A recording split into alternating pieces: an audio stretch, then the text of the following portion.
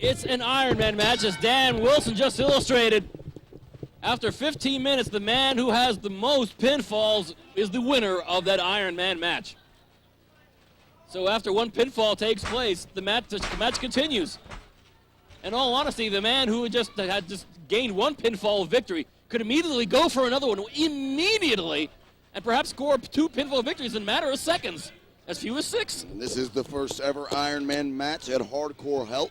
We present it to you live. 2 buddies here that have had quite a score that's semi-soured their friendship. They're still on talking terms, but you can tell the animosity between them amidst their conversation.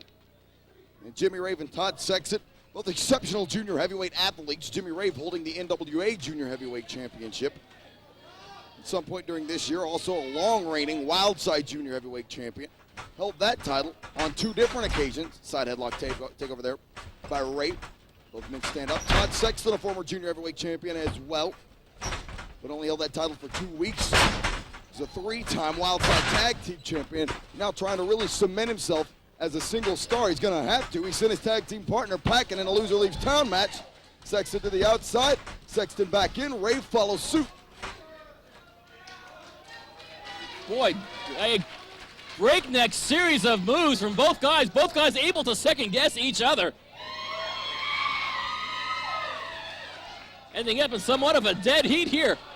I was kind of figuring out there was going to be some surprise pins truly out of the clear blue sky. In a matchup where the number of pins is intricate and integral in part in winning this Ironman matchup, but surprisingly no pin attempts have taken place yet. Both men on the mat here now. Todd Sexton trying to take an advantage using his legs as his offense. Head scissors. He does have it cinched. Cinched in deep. Jimmy Rave is trying to figure a way out. Manages to slither in a position where he may be able to free himself, and he does, on top of Sexton. And Jimmy Rave now in control. Sexton reverses how quickly the tide can turn on the mat. The complexion of this match we anticipate to be changing truly dozens and dozens of times within the 15-minute time period. Sexton gets one of those long, rangy legs over that bottom rope. Both these guys are a good 6'2", 6'3". They obviously have a bit of an advantage that unless you're putting in middle of a hold in the middle of the ring, you can easily break a hold by draping an arm or a leg over one of the nearest rope. That's one of the positives of being one of their taller competitors. They've been feeling each other out here. Sexton shoots in with an amateur takedown there with a fireman's carry. Now he's got a half Nelson on the mat. Neither Rave nor Sexton possess a massive amount of amateur wrestling credentials. They've actually picked up their mat wrestling through their professional careers, which is a rare form. Usually you see people very fundamentally and they're very skilled in mat wrestling, which Rave and Sexton both are, usually have some type of prior athletic background in amateur and mat wrestling in high school or college. It's interesting, yeah, these guys kind of started off in the pro ranks in this and kind of gravitated back, for lack of a better term. Well, they started out of the pro ranks as flip-flop and fly guys. And they realized, and they realized that their careers weren't going to last very long if they continued that breakneck speed. They tried to slow it down. Of course, when it comes time to bring it down deep, bring it from your heart, you're going to have to pull out the maneuvers no matter what in dire circumstances. But here, a contest between friends, a professional wrestling match, a sporting event. Going to try to beat each other in the most fair and sportsmanlike way possible. And by doing it with an appreciation of kind of pro wrestling in its purest form. I mean, there's certainly more pure wrestlers out there these days, certainly than Jimmy Rave and Todd Sexton, certainly. But these are guys who appreciate where wrestling came from and realizing that once you grab the brass tacks of professional wrestling in more of this pure form, it makes you that much more of a dangerous competitor, makes you that much more of an adaptable competitor, and that's good in any era, in 2003 as well as the 1960s. That's what Jimmy Rave and Sexton bring to the table. That is indeed, Stephen. Sexton rocking the draws of Rave there with forearm shots. Rave took him down with an arm drag, then they exchanged chops. Sexton up and over, double drop kick to the face. And Jimmy Rave is going to the outside there, and he's none too happy. No, Rave was bouncing like a ball. on that apron. In the time limit, 10 minutes. We're about 1/3 of the way into this matchup. No pins yet. Todd Sexton to the outside. So much for wrestling in its purest form. Well, as you stated, you know. Yeah, good old plancha. When it comes down to it, the high impact maneuvers are what you're going to have to pull out for the victory, especially in a match with the stakes like this. A lot of pride on the line here. And particularly for a matchup that has so much, it's based on mat wrestling, that the sum of the plancha is truly something you cannot anticipate. No championship in this matchup, simply competing for pride. And in a professional wrestler's mind, pride is one of the most devastating weapons that you can attack. It's one of the most tender elements of a professional wrestler. Speaking of devastating, that leg lariat of Todd Sexton pretty much will nearly knock some teeth out of the original. Next, they see Jimmy Rave. And Rave counters with a knee to the midsection. Oh, and a thunderous kick to the kidneys. Rave with a big knee to the face there. That just knocked the hair right off of Sexton's head. Sorry. You deserve those.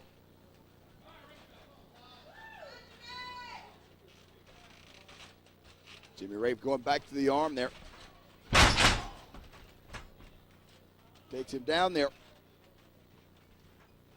And Jimmy Rave again with the arm. Take down yet again.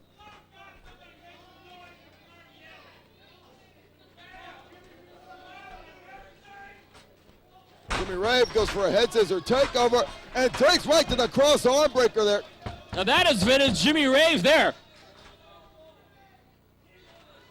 The move, if I'm not mistaken, won him the World Junior Heavyweight Championship of the National Wrestling Alliance. But it's a move that Todd Sexton is awfully familiar with as well.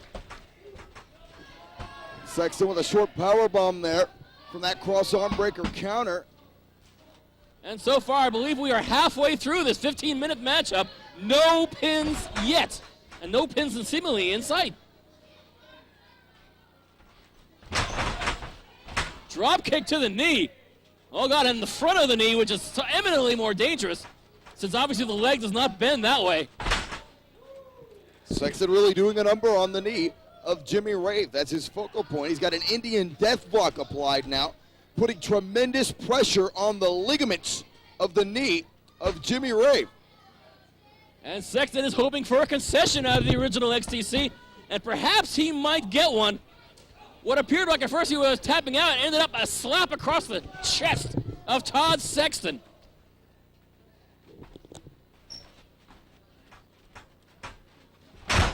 And an Enzugiri, interestingly, hitting Sexton on the arm. Normally the head is the target there. Hey, but once again, you take your opportunities and you get them. Rave with an Irish whip. Sexton ducks a clothesline, shoulder tackle, down goes Rave. Sexton now favoring the arm. And Rave applied that cross arm breaker too. Rave hoisting Sexton outside the ring. Sexton landed like knees first on the ground here at the NWA arena. Like a professional wrestler's knees really need to be hurt again. Jimmy Rave from the top, springboard splash to the outside. Landing square on Todd Sexton. Bad news if you're Sexton, but however, if you're the man doing the flying, it's still not the best news for you either.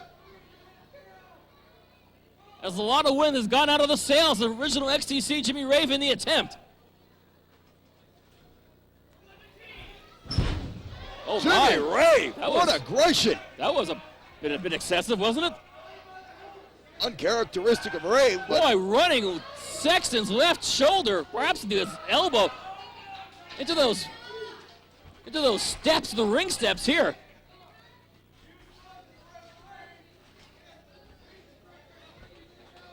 I think those are pretty heavy-duty ceramic steps. And the next thing, Rave goes back to that shoulder, wrenching the left arm of Todd Sexton. And after what Sexton's been through, I wouldn't be too surprised for a concession. And just like that, Sexton turns to his advantage, and Rave does likewise. Takes him down in the crossface. Sexton quick to apply a counter there and break out of that hold. He knew the danger he was in. in the crossface, especially with his arm in the condition that it is after Rave's been working on it there. Head scissors. Now Rave takes him down again.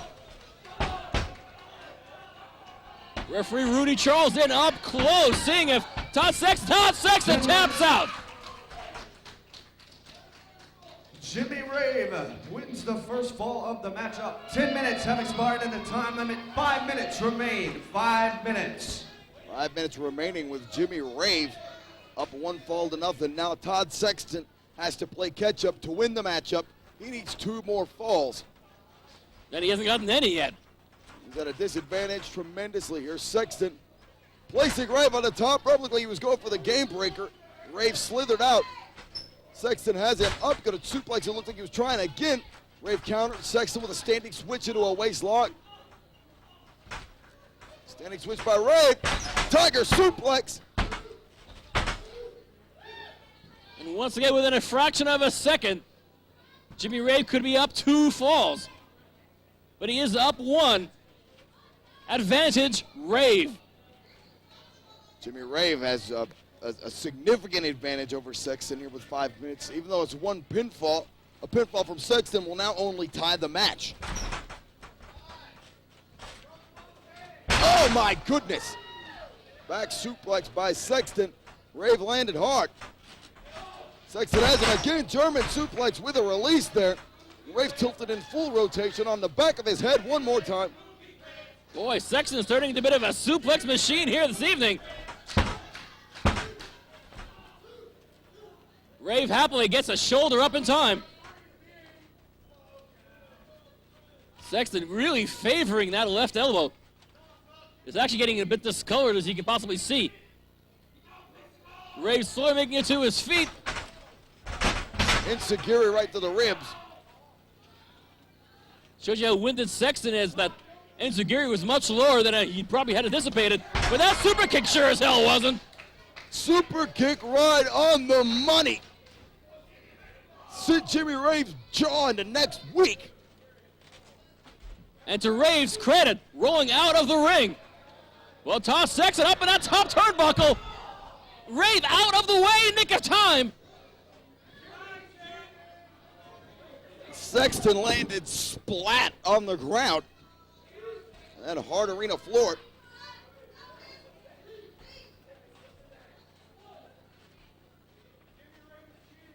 Rave with an assist, getting Sexton back in the ring, hoping for perhaps a second fall on Todd Sexton.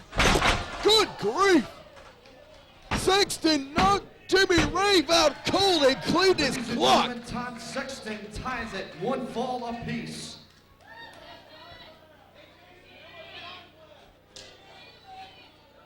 We're now even. But only, I'm guessing, about 3 minutes, perhaps 2.5 minutes remain in this 15 minutes. And Sexton realized it, immediately going for another pin. Smart move. I would keep going at it. Let those pin attempts be ruthless and non-stop. Is it reversal again? Overhead belly to belly suplex by Rave. I'm curious if Rave still has all of his teeth after that super kick. Todd Sexton cleaned the clock of Jimmy Rave with that super kick, just burying it into his face. Rave going to Sexton. 60 seconds. Fisherman's 1 Buster. minute remains in the time limit. 1 minute. In less than a minute, there better be some pins, or this is going to end up, once again, a dead heat, and nothing will be settled. Rave rolls through it. He's got him in a crossface. The same maneuver that made Sexton tap in the first fall has been applied yet again. Rave trying to roll out of it, but Rave is just having none of it. Sexton is in no man's land here. 30 seconds. 30 seconds remains in the time limit. If Sexton can hang on for 30 seconds here without tapping out, I don't know how much pain he can endure. This match will end up in a dead heat. What will be solved? What will be resolved out of this matchup here at all?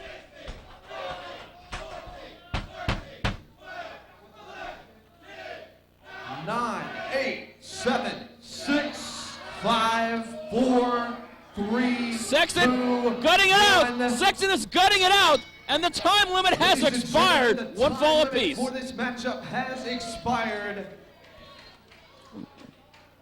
Ladies and gentlemen, according to the provisions in the contract, there must be a winner. Now begins the sudden death overtime. And it's sudden death. I'm assuming the first pin. First pinfall is your victor. So obviously both of these competitors are perfectly capable of gaining a pinfall over the other. Can they go to the well again? And what was seemingly now a show of respect now is ending with a series of forearms. Good grief. Presently knocking around original XTZ. Ah, charging lariat. Sending Jimmy Rave down in a heap.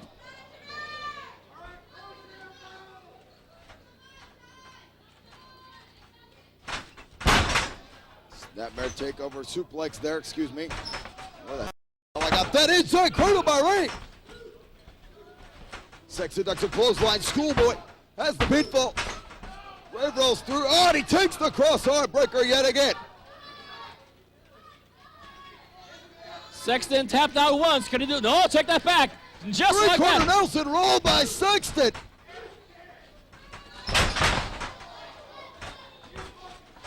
Maestro cradle by Rave. Sexton barely gets out of that one. I think Rave's momentum here is actually working against Rave as well. Forearm shot there to the back by Rave. Rave charges. Goes for a tornado DDT. There's the game breaker by Sexton.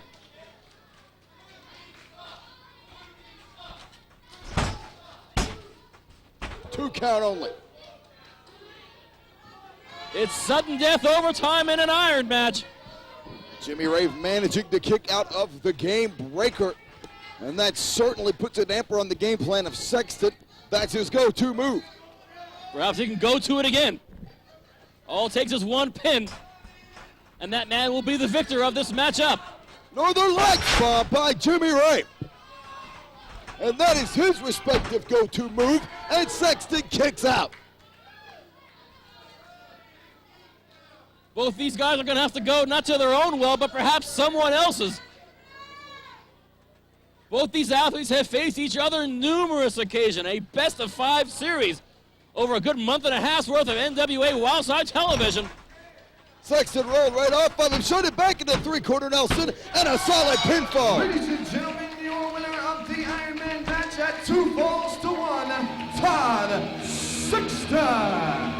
It took a sudden death overtime to pull it off, but Sexton did precisely that. Gave it his all, as did Jimmy Rave. But all it takes, my friends, is 3 seconds, and the tide will change, the tide will turn, and Todd Sexton has won this series, and perhaps, finally, something has been settled between these two athletes. Jimmy Rave not happy with the outcome of the matchup. Going eye to eye with Sexton, proved he was the better man in this series. Jimmy Rave shaking hands with Sexton. Outside history, now back. Oh, very well and good. And Todd Sexton, obviously a big Air Paris fan, applauding the arrival of Todd Paris. Sexton, you just had one hell of a match. But if I gave one flying fuck what these people thought, I'd be just as big a piece of shit as you. I'm glad this is home video. It's been 2 years since I stepped foot in this shithole of a town called Cornelia, Georgia, and I hate to be back. Then why'd you come? Who invited you? You're out here worrying about what everybody in this audience thinks about you, when what you should be concentrating on is winning the freaking match. You shouldn't care about these idiots because they don't care about you, Todd. These people don't like you. They don't give a damn if you wrestle or not. How many times can I watch Wildside TV and hear, oh, I was trained by Shawn Michaels. I'm a protege of the HBK. How many times can you say that, Todd, and think these people give a crap? He hasn't said that in a year, for Pete's sake. I think Paris needs to get laid. And then every time I watch you win a match, you end up using my finish, the super kick. Whoa. You think Shawn Michaels came up with that finish himself? He didn't come up with that. That's my finish. Time to give an almanac to Air Paris. Why don't you idiots shut your stinking mouths while the fucking best wrestler to ever step in this building speaks, all right?